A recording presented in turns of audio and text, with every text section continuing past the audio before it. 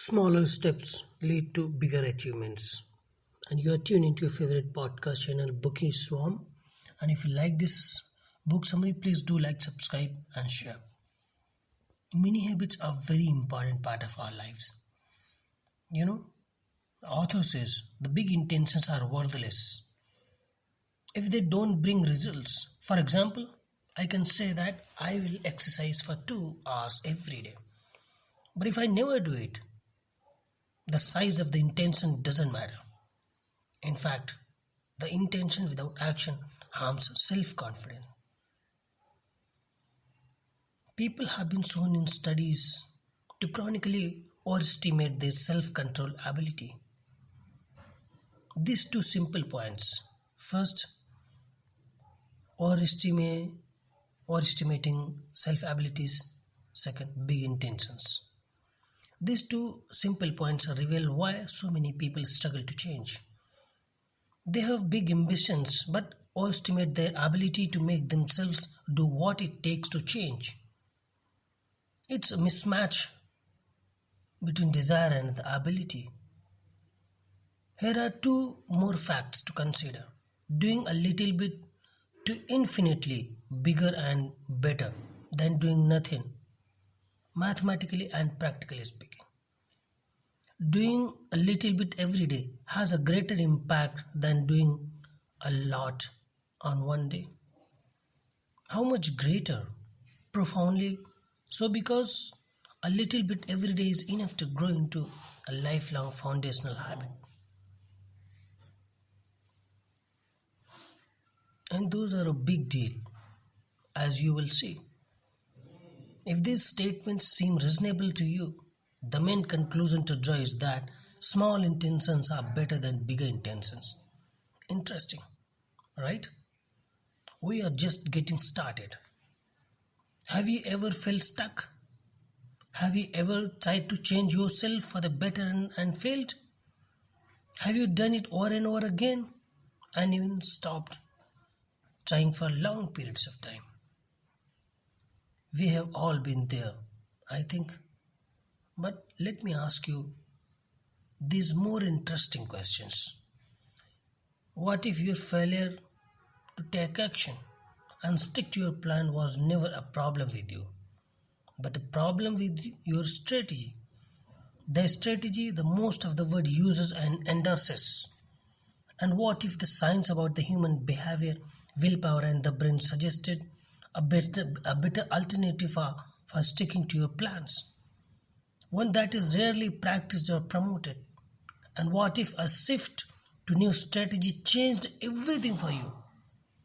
And no matter how you felt, you knew you could take action, reach your goals, form good habits, and change your life. Welcome to the world of many habits. It all sounds overblown, I know, but you just read my mini autobiography up there. This is exact reality and revelation that transpired for me starting in late 2012. We are quick to blame ourselves for lack of progress, but slow to blame our strategies. Then we repeat them over and over again, trying to make them work.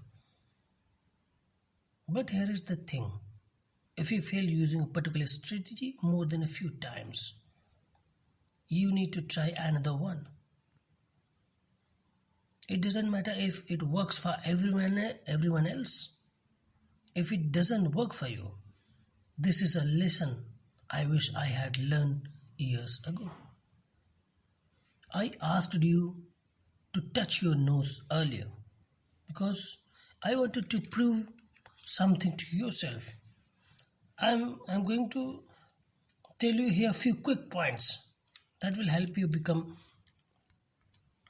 a good person with many habits.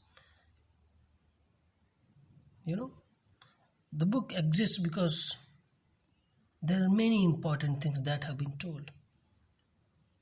Every great accomplishment rests on the foundation of what came before it.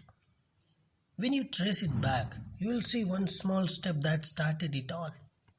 Without that one, you will never reach your goal. Suppose you start your mini habit process with one small push up. I had still be struggling to get motivated to go to the gym and to read and write consistently. That push up will lead you to discover the new strategy, which will turn those great benefits. Are you ready to hear the story of one small action that has the potential to change everything? So let's begin. How it began. One push up challenge. Author wrote in this book, Mini Habit. I think about naming it the Golden Push Up. It was December 28, 2012. The new year was near, and like many others, I reflected on 2012 and was not impressed. I wanted to live better in 2013. My top desire was fitness. I wasn't about to see a New Year's resolution, though I had decided against them a years ago because they have an abysmal 8% success rate. If you make New Year resolution, New Year coming closer, the year 2021 is coming closer. And if you want to make a new resolution for your life, if you want to, you know, leave bad habits and adopt good ones, then I'm sorry, don't wait for that time. Don't wait for New Year to come. It's a time right here, right now. Because New Year resolutions have rarely 8% success rate. So, before odds overcome you, try to overcome the odds so that your life becomes good. So, what author says, I felt like I had better odds of winning in the Las Vegas than in life. Ever since my later years of high school, I had tried to make exercise a habit, but for 10 years I never stuck, despite my efforts. Those aren't the types of results that instill confidence in oneself. My motivational bursts to change would usually last me about 2 weeks before I had quit for one reason or the another. Sometimes there was no reason. I had just stopped wanting to do something before the arbitrary January 1st starting point associated with the resolutions. I decided to start by exercising right there on the spot for 30 minutes. But I stood motionless. I couldn't get motivated. I went through my usual get motivated routine. Come on, Stephen. True champions put in extra work. I tried listening to up-tempo music, visualizing myself with great beach body, etc. Nothing worked. I felt out of shape, lethargic and worthless to the point that I couldn't do anything. A 30-minute workout looked like Mountain Everest. The idea of exercise was wholly unappealing. I felt so defeated and I was. It wasn't just the time or the effort of a 30-minute workout that intimidated me. It was the total amount of work I needed to put in to reach my fitness desires. It was vast distance between here and there. A year's worth of workout weighed on my mind. I felt guilty, overwhelmed, and discouraged before I even done anything. The turning point. Months earlier, I had read a fantastic creative thinking and problem solving book called Thinker Twice by Michael McKello. One of the creative thinking toys he talks about is called false faces. In false faces, you consider the opposite of what you are currently thinking and see what creative ideas emerge from that.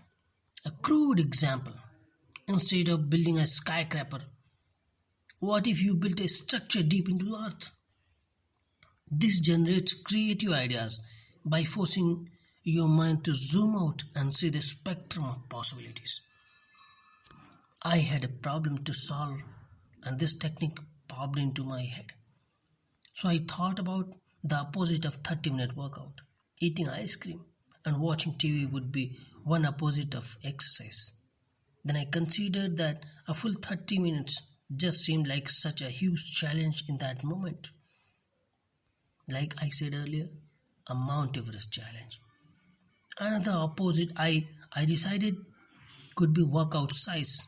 What if instead of this big 30-minute commitment of sweat and discomfort, I did a single push up? I would have no requirement to do more. Just one push up, just one push up. It was true opposite of my Mount Everest workout. I laughed out the idea. Literally, how pathetic. One push up isn't going to help anything. I really need to put in more work than that. But every time I switched back to my first plan, I couldn't do it. After I got tired of failing to do the 30-minute workout, I thought, whatever, I will do one push up. I got down on the ground, did one push up, and changed my life for good. When I got push up into position, when I got into push up position, I noticed it was exactly the same as I start to actual 30-minute workout. I did my push up, my shoulder dropped and popped. My elbow needed WD-40. It felt like my muscles were waking up from a 24-year nap. But I did a more. I did a few more. Since I was already in a position, every push-up was an enhance to my my underused muscles and stubborn brain. So this podcast, what author talks about mini habits, the importance of mini habits. Some small steps, if taken well before it is too late, the life will bring wonders. Life will be great. Author gives an example of starting with the one push-up challenge. Author was a fitness freak. He wanted to stay free. He wanted to stay fit and alive. So he was thinking of taking up this push-up challenge. He wanted to do 30-minute workout, but he couldn't stick to the plan. So finally, he started to make it a habit, make it part of his life. So he started with one push-up challenge. And after months of hard work, Arthur was seeing the result. What do habits look like in the brain? Neural pathways are the communication channel in the brain, and these pathways are what habits look like in the physical world. Here is how it works. Once a habit is assigned neural pathways, it is triggered by a thought or external cue. An electrical charge fires along the pathway in your brain, and you will have an urge or a desire or thought to engage in the habitual behavior. For example, if you take a shower immediately after waking up every day, you will have a neural pathway associated with the behavior. You will wake up. The shower neurons will fire, and you will walk to the shower like a zombie. No thinking required. This is the magic and the curse of having habits. Depending on if they are good or bad, as a habit becomes more ingrained, the associated neural pathway will literally get thicker and stronger. Are you getting my point? Knowing this information simplifies and clarifies our goal. We want to create and strengthen specific neural pathways with repetition.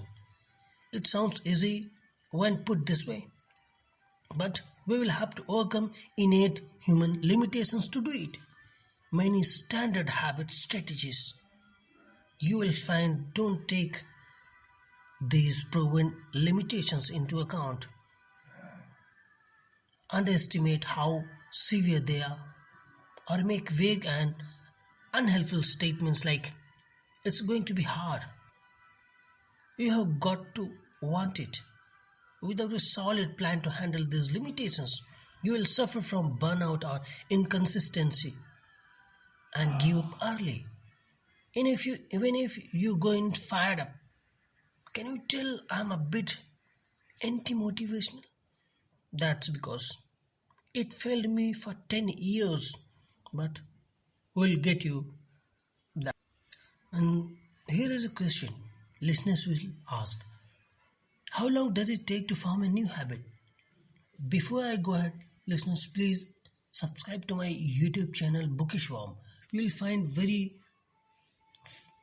important interesting book summaries there, and you will learn a lot. Like, subscribe, and share. Please press the bell icon and subscribe my channel for many more book summaries and give me support and encouragement. It depends. Anyone who tells you differently is repeating what they are what they have heard. It's not 21 or 30 days. For Pete's and everyone else's sake, I want to put this up on every billboard. The 21-day habit myth was possibly started by Dr. Maxwell Maltz, a plastic surgeon. Dr. Maltz reportedly found that amputees took about 21 days to get used to the loss of limb. So he urged that 21 days was long, and how long it took for people to adjust to any new life changes. Really, doc? I would argue that coping with losing a limb or trying to drink more water are not the same type of experiences. And I will add that you are both quite different from trying to do 150 push-ups a day. The most cited viable study on habit formation during was published in the year 2009 in the European Journal of Social Psychology. Each participant chose an eating, drinking, or activity behavior to carry out daily in the same context. For example, after breakfast for 12 weeks. And what did they find? The average time for a behavior to become a habit was 66 days. But the range was wild, from 18 to 254 days, showing that there is huge variation in people's time to reach habit automaticity. To reach habit automaticity.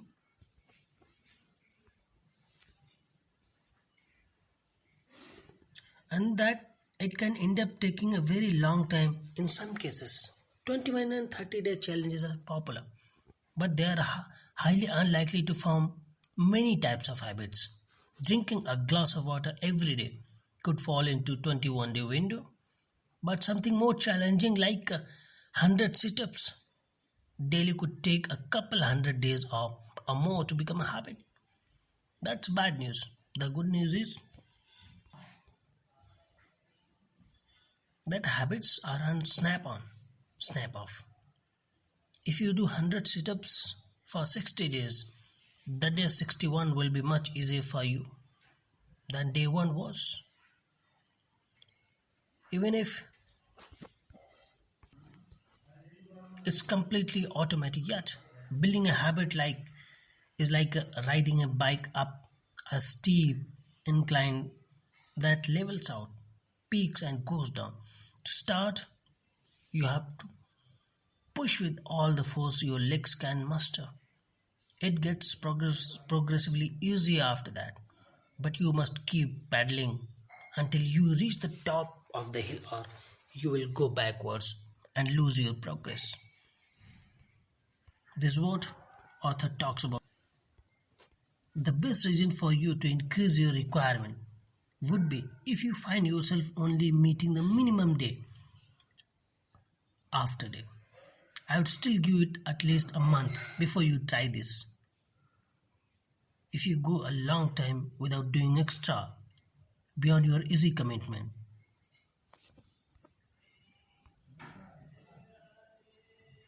Then many habits might not be as effective for you as others. Don't forget the safety net.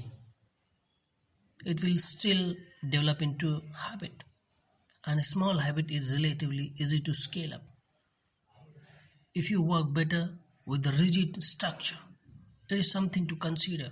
But until a behavior is a habit, it is risky to increase your requirement. If you do, I recommend, and the author recommends, doing it very gradually. Start with small steps. Once you have a habit, you can experiment with high requirements, such as my normal size gym requirement after 6 months of doing one push-up daily. Since you are building off a strong base at that point and have built up your willpower, bigger requirements are much more attainable. But again, I would be in no rush to do this. If you are getting good results with your mini requirements, it may be that you need 60 days of meeting bare minimum before you can leverage the habit. This is how it was with the reading for me. As noted, day 57 is when I saw a big improvement. This is what author says. The first started with one push-up per day, and then for about 6 months I was only with one push-up.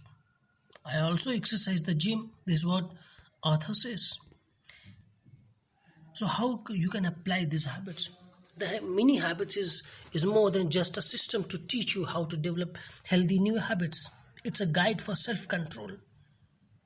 How you know about you, how you know how your brain works, why motivation fails, and how to manage your willpower to make it last. Use these techniques for any situation in which you want to take action. The better you get a mini habit, the more success you will have in all the areas of life. That's all there to say for now. I hope the end of this book is the new beginning of a very exciting mini habit journey for you. And I wish you a very small success over and over again. And subscribe my YouTube channel Bookishwarm. Share, comment. That's all. Bye bye.